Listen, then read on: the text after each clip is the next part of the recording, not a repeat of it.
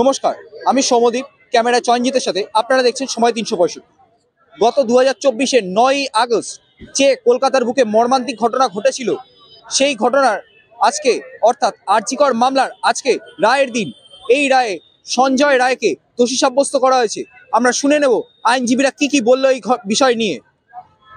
Chargesheet submit করেছিল এবং চার্জও সেই সেকশনে ফ্রেম হয়েছে এবং অ্যাকিউজ কনভিক্ট হলো। সর্বনিম্ন সাজা কি হতে পারে সোমবার দিনকে যেটা হবে? লাইফ ইমপ্রিজনমেন্ট আর 66 এ আছে 25 বছর অথবা লাইফ ইমপ্রিজনমেন্ট এবং ডেথও আছে। এটা আইদার লাইফ ইমপ্রিজনমেন্ট অথবা ডেথ বা যেটা কোর্ট মনে করবেন সেটা। এটা বলা যায় যে খুন এবং ধর্ষণে একমাত্র সঞ্জয় যুক্ত ছিল এবং সেটা কনভিক্টেড হয়ে গেল। কনভিক্টেড হলো, এবার পরবর্তী ইনভেস্টিগেশন চলছে। পরবর্তী ইনভেস্টিগেশন কি? কারণ এটা তো হয়ে গেল। এখন সে ব্যাপারে আমি কোনো কমেন্টস করতে পারি না। আজকে রায় কি দিল? আরেকবার আজকে রায় কি দিল? আজকে রায় কি দেওয়া হয়েছে আরেকবার যদি বলেন। आपकी टिप्पणी क्या होगी अगर बता दीजिए?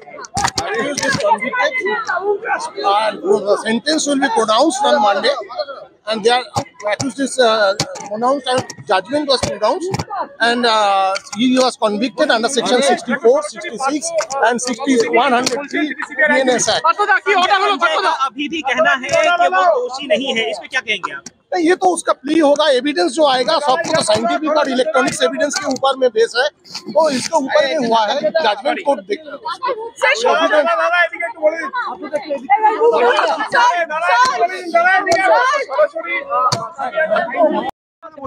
এই ধারা অনুযায়ী যা আছে সর্বোচ্চ সাজা ফাঁসি আছে, মানে ক্যাপিটাল পানিশমেন্ট যেটা মৃত্যুদণ্ড সেটা রয়েছে। আমরা চাইছি সর্বোচ্চ সাজা অ্যাজ পার ল। খুনের ধারায় একমাত্র অভিযুক্ত সঞ্জয় রায়কে বলা যাবে একমাত্র অভিযুক্ত। দেখুন, আপাতত প্রিলিমিনারি চার্জশিট জমা পড়েছে, supplementary chargesheet is yet to come, further investigation is still pending, যেটা সিবিআই এর তরফ থেকেও বক্তব্য এবং আমাদেরও বক্তব্য আগামী দিনে যাতে এই সাপ্লিমেন্টারি চার্জশিট দেওয়ার আগে যাতে সম্পূর্ণভাবে সঠিকভাবে তদন্ত হয় এবং যে বা যারা এই ঘটনার সঙ্গে যুক্ত তাদের নাম যেন সামনে চলে আসে এবং আসার পর আমরা এটাই প্রার্থনা করব, মানে জজ সাহেবের কাছে প্রার্থনা করব তাদেরকে সর্বোচ্চ সাজা দেও।